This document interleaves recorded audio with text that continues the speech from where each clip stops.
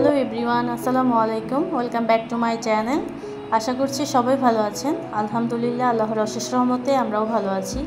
তো অনেক দিন পর আপনাদের মাঝে ভিডিও নিয়ে চলে আসলাম। তো আমি আসলে খুব বিজি ছিলাম, এক জায়গা থেকে আরেক জায়গায় শিফট করেছি। মানে আগে গাজীপুরের পাওনা থাকতাম, তো সেখান থেকে ময়মনসিংহ চলে আসছি। তো বাসা গুছগাছ নিয়ে খুব ব্যস্ত ছিলাম।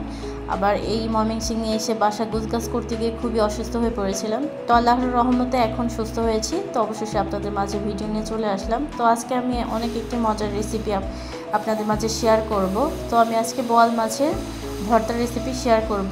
তো এর আগে কেউ খেয়েছেন কিনা জানি না, অবশ্যই যদি কেউ খেয়ে থাকেন কমেন্টস করে জানাবেন। তো আমি এই বোয়াল মাছের ভর্তা কখনো খাইনি, এই প্রথম বানিয়ে খেলাম। তো আমরা প্রায় সব ধরনের বড় মাছ দিয়ে ভর্তা বানিয়ে খেয়েছি। তো ভাবলাম বোয়াল মাছ দিয়ে কেন বানানো যাবে না। তো সেই চিন্তা করে ইউনিক স্টাইলেই ভর্তাটি বানিয়ে খেলাম।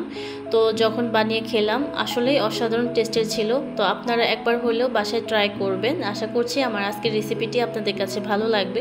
তো চলুন দেখে নেওয়া যাক এই ভর্তাটি বানানোর জন্য আমার কি কি উপকরণ লাগে। তো ভর্তাটি বানানোর জন্য প্রথমে আমি এখানে 5 টুকরা বোয়াল মাছ নিয়েছি। তো প্লেটটা সাজানোর জন্য আমি এখানে 3 টুকরা বোয়াল মাছ নিয়েছি আর পাশে 2 টুকরা রেখেছি। আর এখানে 4 থেকে 5টি আমি পেঁয়াজ কেটে নিয়েছি। 5 থেকে 6টির মতো কাঁচামরিচ মাঝখান থেকে কেটে নিয়েছি। আর 7 থেকে 8টির মতো আমি শুকনো মরিচ নিয়েছি আর একটি বড় সাইজের রসুন কেটে নিয়েছি আর 1 ফালি লেবু নিয়েছি। তো প্রথমে মাছগুলোকে আমি ম্যারিনেট করে নেব। তো এর জন্য এর মধ্যে দিয়ে দিলাম 1/2 চা চামচেরও কম লবণ, 1/2 চা চামচ মরিচের গুঁড়া ও 1/2 চা চামচ হলুদের গুঁড়া। তো এই সমস্ত মশলাগুলো মাছের সাথে ভালোভাবে আমি অফ ক্যামেরাতে মাখিয়ে নিয়েছি। তো এই মাছগুলোকে এখন আমি ভেজে নেব। তো এর জন্য চুলায় একটি ফ্রাই প্যান বসিয়ে তো প্যানটি গরম হয়ে গেলে এর মধ্যে পরিমাপ মতো তেল দিয়ে দিলাম। তো এই তেলটিকে ভালোভাবে এখন গরম করে নেব। তো গরম হয়ে গেলে এর মধ্যে দিয়ে দিব একে একে মাছগুলো।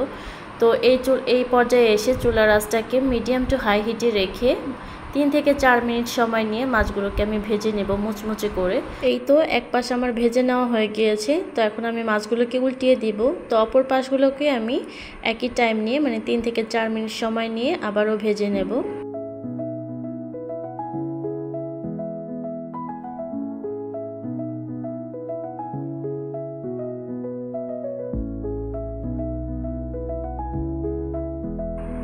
তো আমার মাছগুলো প্রায় ভেজে নেওয়া হয়ে গিয়েছে। তো আমি মাছগুলো আবার উল্টিয়ে দিচ্ছি। তো এইরকম করে মুচমুচে করে ভেজে নিতে হবে, এতে করে মাছের ভর্তাটা খেতে বেশি মজা হবে।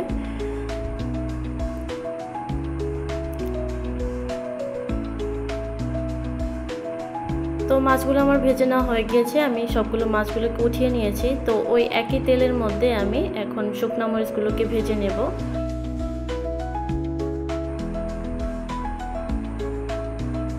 তো সবগুলো মরিচ আমার ভেজে নেওয়া হয়ে গিয়েছে। তো এগুলোকে আমি উঠিয়ে নিয়ে এই প্যানটাকে আবার ধুয়ে নিব।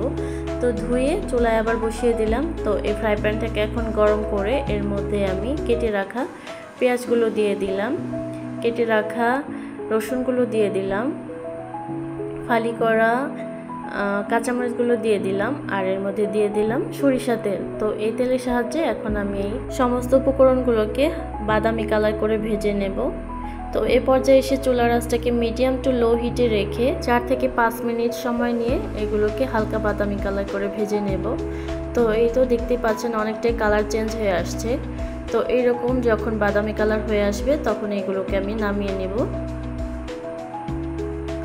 তো এগুলো আমার ভেজে নেওয়া হয়ে গিয়েছে, আমি নামিয়ে নিয়েছি। তো এই তো এখন আমি ভেজে রাখা মাছগুলো থেকে কাঁটাগুলো আমি বেছে নেব, যেন কাঁটা না থাকে। ভর্তা বানানোর জন্য আগে মাছগুলো থেকে কাঁটা ছাড়িয়ে নিতে হবে। তো এই বোয়াল মাছটা প্রায় পাঙ্গাস মাছের মতো।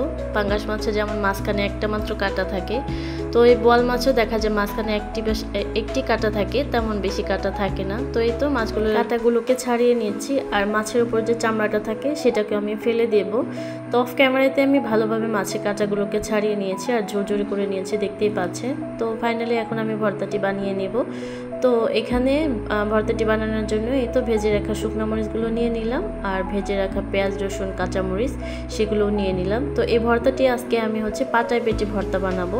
তো পাটায় বেটে ভর্তা বানালে বেশি মজা হবে। তো এর জন্য এখানে শুকনো মরিচ নিয়েছি পাটায়। তো শুকনো মরিচগুলোকে আমি এই তো বেটে নিলাম, যেহেতু আমার ট্রাইপড নাই। তো তো এর জন্য আমি এইভাবে দেখাচ্ছি। তো যাই হোক, এই তো শুকনো মরিচ বেটে নিলাম, তারপর ভেজে রাখা পেঁয়াজ রসুন কাঁচামরিচ সেগুলোকেও বেটে নিলাম। এখন হচ্ছে ফাইনালি আমি মাছগুলোকে বেটে নেব। তো এই মাছগুলোকে আমি একটি মাত্র বাটা দিয়েছি, মানে বেশি মিহি হবে না, এক বাটায় যতটুকু মিহি হয়। তো এখন এই সমস্ত উপকরণ এখন ভালোভাবে হাতের সাহায্যে আমি মাখিয়ে নেব।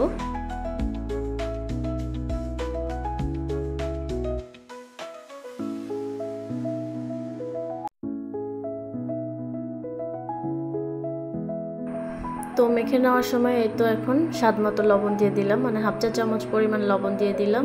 আর হচ্ছে 2 টেবিল চামচের মতো আমি সরিষা তেল দিয়ে দিলাম। তো এই সমস্ত উপকরণগুলো ভালোভাবে এখন হাতের সাহায্যে মাখিয়ে নেব। তো হাতে বেশ কিছুক্ষণ সময় নিয়ে ভালোভাবে এই ভর্তাগুলোকে এখন মাখিয়ে নেব। আর আমি 1 ফালি লেবুর রসও দিয়েছি, যেটা হয়তো ভিডিওতে আসে নাই, স্কিপ হয়ে গিয়েছে।